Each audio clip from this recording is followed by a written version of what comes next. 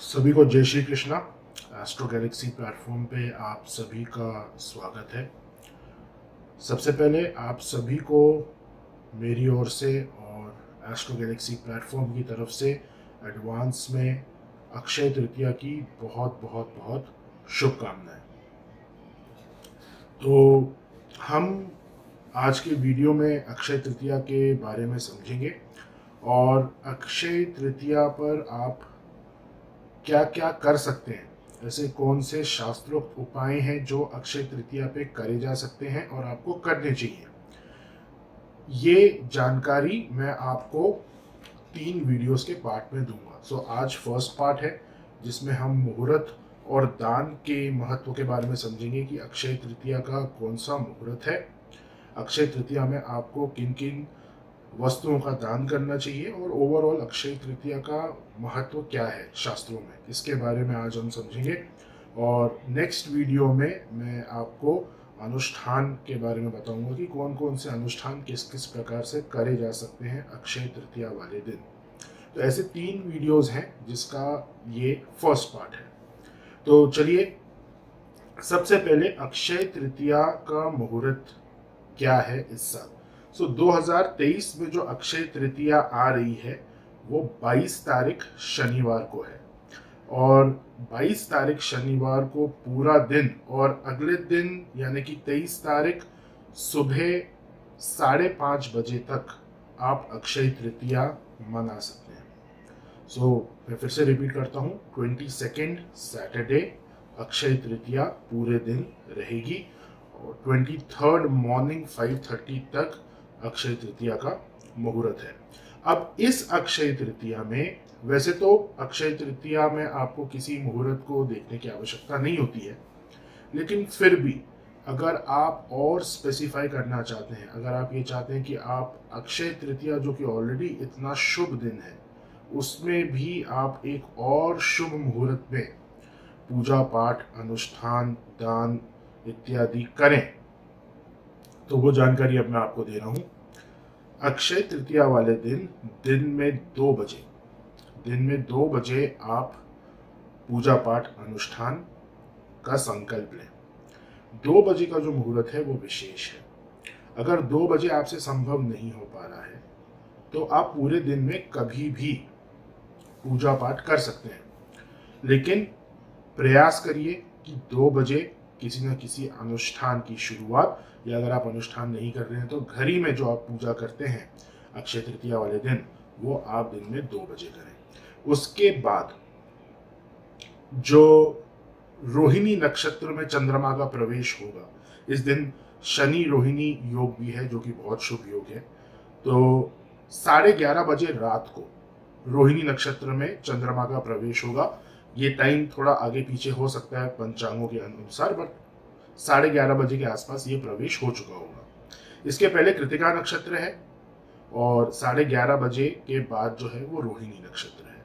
तो ये बहुत ही शुभ योग है। इसे अमृत सिद्धि योग भी आप कह सकते हैं, सर्वार्थ सिद्धि योग भी है और रवि योग भी है। 11:30 बजे से लेकर 5:30 AM मॉर्निंग तक। तो आप दिन में पूजा करेंगे 2 बजे जो मैंने आपको बताया, लेकिन रात में भी किसी ना किसी प्रकार का जप तप या कोई किसी भी प्रकार का दान आप कर सकते हैं और करना चाहिए। अगर रात में दान आपसे संभव नहीं हो पा रहा है, क्योंकि 11:30 बजे का समय है, तो हो सकता है उस समय ऐसी परिस्थिति ना बने कि आप किसी को दान दे पाए, लेकिन फिर भी आप जप जरूर करें या किसी स्तोत्र मंत्र का पाठ आप अवश्य करें। कौन कौन से स्तोत्र मंत्र कर सकते हैं ये मैं आपको अगली वीडियो में बताऊंगा, लेकिन अभी आप ये समय नोट करिए। 2 बजे का बहुत ही शुभ समय है, जो एक प्रॉपर अनुष्ठान के लिए समय है, जहाँ पे आप यज्ञ, जप, तर्पण, मार्जन सारी चीजें कर सकते हैं। और उसके बाद 11:30 बजे जब चंद्रमा का रोहिणी नक्षत्र में प्रवेश होगा, उस समय से अमृत सिद्धि योग, सर्वार्थ सिद्धि योग, रवि योग, ये तीनों योग लगेंगे। तो इस समय भी आपको पूजा पाठ अवश्य करना चाहिए अक्षय तृतीया वाले दिन। इसके बाद हम थोड़ा सा महत्व जानते हैं कि अक्षय तृतीया क्यों मनाई जाती है और इस पूरे पर्व का महत्व क्या है। उसके बाद मैं आपको ये बताऊंगा कि सुबह से आप क्या क्या कार्य कर सकते हैं और कौन कौन से दान करना अनिवार्य है इस दिन। तो जैसा कि आप नाम से समझ सकते हैं, अक्षय तृतीया, वो तिथि, वो तृतीया जिसका क्षय नहीं होता, अक्षय। इसको आप इस तरह से भी समझ सकते हैं, वो तिथि जिस दिन किया हुआ पुण्य कर्म कभी भी क्षय नहीं होगा। तो आपको यहाँ पे अक्षय पुण्य की प्राप्ति होती है अगर आप अक्षय तृतीया पे शास्त्रोक्त तरीके से जप तप दान अनुष्ठान ब्राह्मण भोज ये सब करवाते हैं। तो ये अक्षय तृतीया जो नाम है, ये अक्षय पात्र से भी निकल के आया है। इसी दिन द्वापर युग में भगवान श्री कृष्ण ने द्रौपदी जी को अक्षय पात्र प्रदान किया था। तो तब से भी ये जो नाम है अक्षय तृतीया, ये प्रचलन में है। और वैशाख मास की शुक्ल पक्ष की तृतीया को अक्षय तृतीया हम कहते हैं। इसी दिन त्रेता युग का प्रारंभ हुआ था। त्रेता युग इसी दिन से प्रारंभ हुआ था, इसलिए अक्षय तृतीया को युगादि तिथियों में गिना जाता है। और कोई भी युगादि तिथि वाले दिन अगर आप श्राद्ध करते हैं पितरों के निमित्त या पितरों का तर्पण करते हैं, तो उस श्राद्ध से पितृ 2000 साल तक तृप्त रहते हैं। मैं फिर से रिपीट करता हूं, किसी भी युगादि तिथि वाले दिन आप पितरों का श्राद्ध करते हैं, पितरों का तर्पण करते हैं, तो आपके पितृ जो हैं वो 2000 साल तक तृप्त रहते हैं, ऐसा शास्त्रों का कथन है। तो बिल्कुल अगर आपके हॉरोस्कोप में पितृ दोष है या पितृ दोष के आपको सिम्टम्स आप अपनी लाइफ में देख सकते हैं, तो इस दिन पितरों के निमित्त आप श्राद्ध अवश्य करें। एक चीज का आपको ध्यान रखना है, अक्षय तृतीया वाले दिन जो श्राद्ध करा जाता है उसमें पिंड दान नहीं करा जाता। तो पिंड दान के बिना आपको ये श्राद्ध करना होगा। तो पितृदोष से अगर आप पीड़ित हैं तो अवश्य ही आप यहाँ पे श्राद्ध कर सकते हैं, ब्राह्मणों को भोजन करवा सकते हैं। इसके बाद अक्षय तृतीया वो तिथि है जिस दिन महाभारत जो ग्रंथ है उसको श्री वेद व्यास जी ने भगवान गणपति की कृपा प्राप्त करके उसको लिखना प्रारंभ करा था। इसीलिए ये तिथि शास्त्रों के अध्ययन को चालू करने के लिए बहुत शुभ मानी जाती है। अब आप सभी क्योंकि इस चैनल से जुड़े हुए हैं, आप ज्योतिष के विद्यार्थी हैं, तो मैं आपको ये सजेस्ट करूंगा कि आप ज्योतिष का कोई ना कोई प्रमाणिक शास्त्रीय जो शास्त्रोक्त ग्रंथ है उसको पढ़ना इस दिन से अवश्य चालू करें। और हम भी एक सरप्राइज आपके लिए प्लान कर रहे हैं जो आपको हम रिवील करेंगे, और उसकी थीम भी यही है, अक्षय तृतीया और शास्त्र अध्ययन।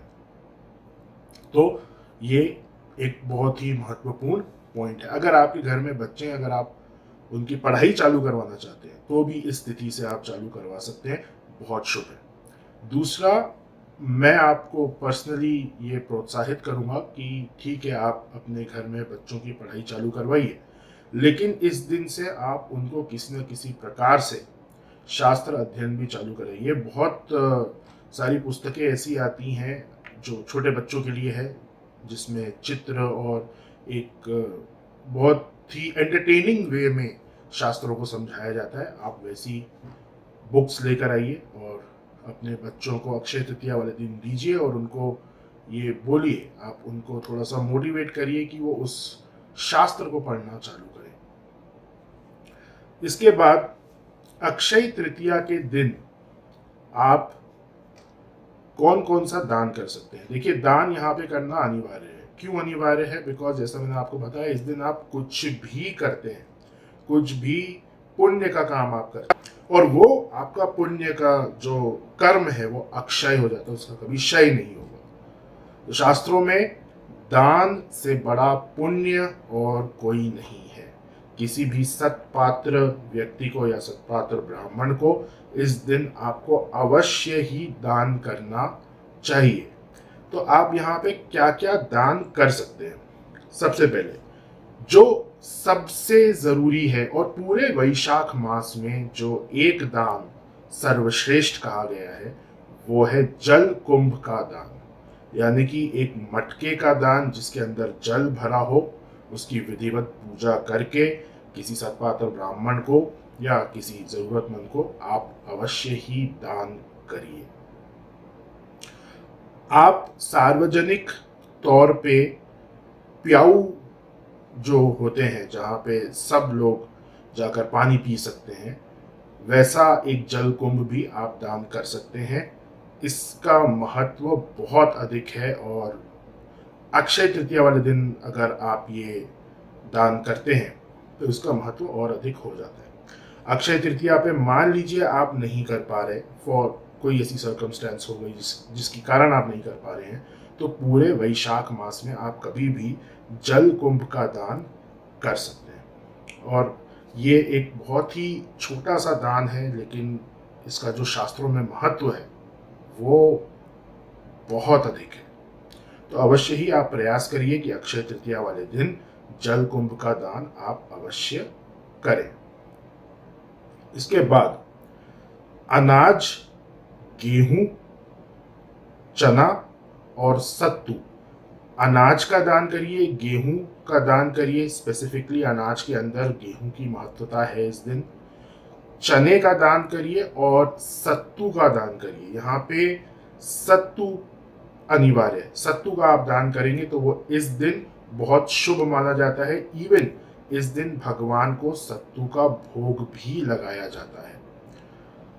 अनाज का अगर आप दान कर रहे हैं, गेहूं का अगर आप दान कर रहे हैं, तो आपको स्वयं उपवास रखना है। ये एक इम्पॉर्टेंट पॉइंट है, आप नोट करिए कि अक्षय तृतीया वाले दिन अगर आप अनाज का दान कर रहे हैं, अगर आप गेहूं का दान कर रहे हैं, तो स्वयं आप उपवास रखिए। और सत्तू का दान करना बिल्कुल मत भूलिएगा क्योंकि ये बहुत महत्वपूर्ण है। उसके अलावा दही का दान और चावल का दान, ये आपको अवश्य करना चाहिए अक्षय तृतीया वाले दिन। तो जल कुंभ का दान, अनाज का दान, अनाज में सर्वश्रेष्ठ गेहूं का दान, चने का दान, सत्तू का दान, दही और चावल का दान, ये आपको किसी सत्पात्र ब्राह्मण को या किसी जरूरतमंद व्यक्ति को आप अवश्य प्रदान करें अक्षय तृतीया वाले दिन। उसके बाद लक्ष्मी जी की विशेष कृपा प्राप्ति हेतु अगर आप और कुछ भी अक्षय तृतीया वाले दिन नहीं कर पा रहे हैं तो कच्चे गाय के दूध का दान यहाँ पे बताया गया है। आप बाकी दान कर रहे हैं तो भी इस दान को उसमें आप शामिल करिए। गाय के कच्चे दूध का दान आपका जितना सामर्थ्य है उससे थोड़ा सा ऊपर उठ के। देखिए, लक्ष्मी जी की कोई भी पूजा होती है, हमने दिवाली के समय में भी ये चीज़ आपको बताई थी कि लक्ष्मी जी की किसी भी पूजा में आपको थोड़ा सा अपनी जो आपकी कैपेसिटी है उससे थोड़ा सा ऊपर उठ के आपको दान करना चाहिए। तो अब मान लीजिए कि आपकी कैपेसिटी 5 लीटर दूध दान करने की है, तो कोशिश करिए कि 7 लीटर करें। इस प्रकार से तो कच्चे दूध का दान, और दान का जो समय है वो कभी भी आप कर सकते हैं, उसमें कोई आपको मुहूर्त देखने की जरूरत नहीं है। इस पर्टिकुलर दिन आप कभी भी ये दान कर सकते हैं। इसके बाद मॉर्निंग में गंगा जल से आपको स्नान करना चाहिए। इससे शास्त्रों में ऐसा लिखा गया है कि जो भी अक्षय तृतीया वाले दिन सुबह गंगा जल से स्नान करता है वो सब पापों से छूट जाता है। अगर आप ऐसी जगह पे रह रहे हैं जहां से आप गंगा जी में जाकर स्नान कर पाए, आपके लिए कंफर्टेबल है वो, तो बिल्कुल आप जाइए। या अगर आपके पास तीर्थ जल है, गंगा जल या और कोई जल भी यहाँ पे चल जाएगा। वैसे शास्त्रों में विशेषतः गंगा जल का ही वर्णन किया हुआ है, तो आप उस तीर्थ जल से भी आप स्नान करिए। अगर आपके पास कुछ भी नहीं है तो आप नॉर्मल जल जो आपके यहाँ पर आता है आप उससे स्नान करिए। उसमें आप एक मंत्र का प्रयोग करिए और मानसिक भाव से ये भाव उत्पन्न करिए कि गंगा जी उस जल में भी है। वो मंत्र कौन सा है और उसकी क्या विधि है वो मैं आपको नेक्स्ट वीडियो में बताऊंगा। और हमेशा ध्यान रखिए, आप किसी भी तीर्थ स्थान पे जाते हैं तो वहाँ से अवश्य जो भी उस तीर्थ का जल है वो लेकर आइए। अगर आप किसी ऐसी जगह पे जा रहे हैं जहाँ पे समुद्र है, जैसे जगन्नाथपुरी है, द्वारका है, तो वहाँ से समुद्र का जल अवश्य लेके आइए। गंगा जी, बनारस आप जाते हैं या और किसी भी जगह जाते हैं तो वहाँ से ये जल लेकर आइए, गंगा जी का जल लेकर आइए, ताकि इस तरह की जब तिथियां आती हैं जहाँ पे विशेषतः ये चीज़ें बताई जाती हैं कि आप गंगा स्नान करिए, यमुना स्नान करिए, तो आपके पास उन तीर्थ का जल अगर आपके पास है तो आप पूर्णतः लाभ ले सकते हैं। तो अभी अगर नहीं है तो आप परेशान मत होइए, मैं आपको नेक्स्ट वीडियो में बताऊंगा कि किस तरह से तीर्थों के जल को हम पानी के अंदर इन्वोक कर सकते हैं और फिर उस पानी से हम स्नान कर सकते हैं। तो गंगा जल से स्नान करने का विशेष महत्व इस दिन है। इस दिन लक्ष्मी नारायण की पूजा का विधान है।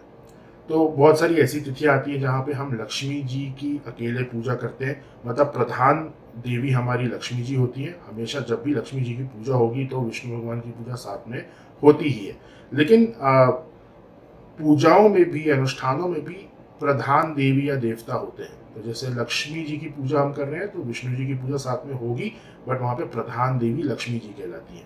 इस पर्टिकुलर दिन लक्ष्मी नारायण दोनों ही प्रधान हैं, तो आपको दोनों का ही अनुष्ठान करना चाहिए। कौन सा अनुष्ठान आप कर सकते हैं वो मैं आपको बताऊंगा नेक्स्ट वीडियो में, लेकिन यहाँ पे आप ये समझिए कि आप लक्ष्मी नारायण की प्रतिमा को आप स्थापित करें और लक्ष्मी नारायण की पूजा आप करें, ये बहुत जरूरी है।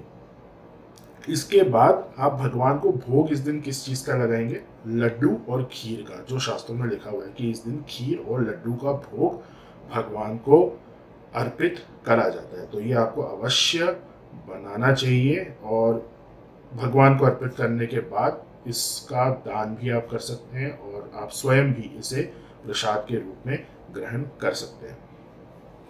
इसके अलावा अक्षय तृतीया वाले दिन अगर हम दान की बात करें तो और कुछ विशेष दान जो इसी तिथि के दिन किए जा सकते हैं वो बताए गए हैं, वो मैं आपको बताता हूँ। और इसमें से कोई भी दान आप अपनी स्थिति के अनुसार या आपको अगर किसी चीज़ की आवश्यकता है तो उसके अनुसार आप कर सकते हैं। सबसे पहले स्वर्ण दान, शास्त्रों में स्वर्ण दान का विशेष महत्व है।